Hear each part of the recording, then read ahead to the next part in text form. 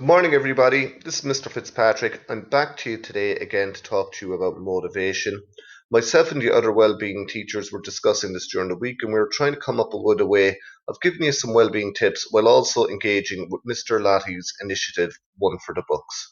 So what I'm going to do today is I'm going to talk to you about two books that are inspirational to me. One has to do with choices. The other one has to do with purpose or porpoise. See what I did there? So let's move on and have a quick look at the first lady that wrote a book called Choice. So her name is Edith Eiger. She was Hungarian, and when she was a teenager in 1944, she and her family were sent to Auschwitz. Now, I think everybody would have heard of Auschwitz. It was a concentration camp, and in Auschwitz, something terrible happened. Her parents were sent to the gas chambers, but Edith and her sister managed to stay alive. So towards the end of the war, a young American soldier noticed her hand moving slightly amongst a pile of dead bodies. And as a result of that, Edith went on to live a very happy life and wrote a novel called The Choice, which explains all about her life story, not just the time that she spent in Auschwitz. And I think Edith is an inspirational figure because of her attitude. And I suppose, you're probably wondering, what does the Holocaust have to do with COVID-19 or, the situation that we're in at the moment, or your lack of motivation? But what Edith says kind of sums up the response to that. She says, I don't want you to hear my story and say, my own suffering is less significant. I want you to hear my story and say, if she can do it, then so can I. And Edith is a big believer in something called choice theory. That choice, that the ability to make a choice is a very powerful thing to do.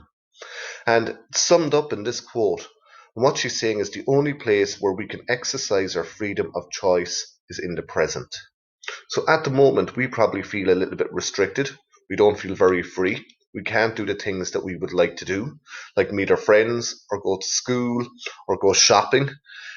What does say is that we have a choice in terms of how we react to these circumstances.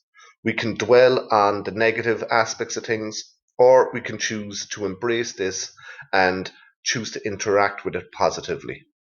So, in other words, what she's saying is that choice gives us great power. And this last line from her book, I think, is very inspirational and motivational. She says that in Auschwitz, I still had choices. And that's, very difficult for us to understand. She says every day we could choose to pay attention to what we'd lost or what we still had. And what motivated Edith to keep going is not to dwell on the fact that her parents were killed by the Nazis. What motivated Edith to stay alive was that she still had her sister, that she wasn't brought to the gas chambers. And I suppose that kind of motivational spirit is something that we all can kind of take inspiration from. So, the next person I want to talk about is a guy called Viktor Frankl. Now, he is a Holocaust survivor as well.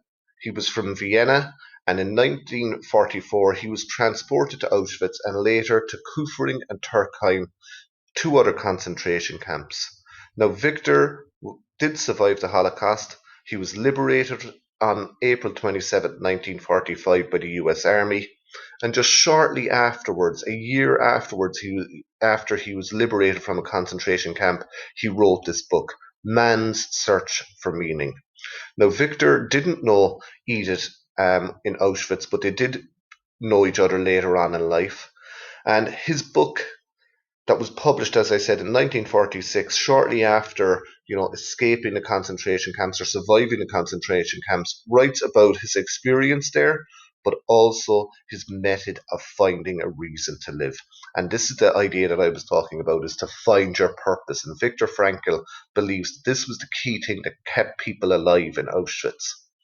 So he says, first of all, that an abnormal reaction to an abnormal situation is normal behavior. And I think we can take some kind of comfort from that, because if you're feeling out of sorts at the moment, if you're feeling demotivated when normally you were really motivated and wanted to do things well, that's totally understandable, because those abnormal feelings, as he describes them, or that abnormal reaction, is perfectly normal in the abnormal circumstances that we find ourselves in. So that's one of the first things that I wanted to remind you of, is the feelings that you have at the moment are perfectly understandable. What Victor does say is that we do have a power of choice in terms of how we react to this abnormal situation. So he says everything can be taken from a man but one thing, the last of the human freedoms, to choose one's attitude in any given set of circumstances. And of course, that connects with what Edith is saying. You can't choose the circumstances that you find yourself in, but you can choose your attitude to them. You can make those decisions whether to stay in bed for an extra hour or two or get up and get your work done. You can make the decision or make the choice to go out and do a bit of exercise. You have the power here to choose how you would like to be at the end of lockdown and school closures. Do you want to be fitter?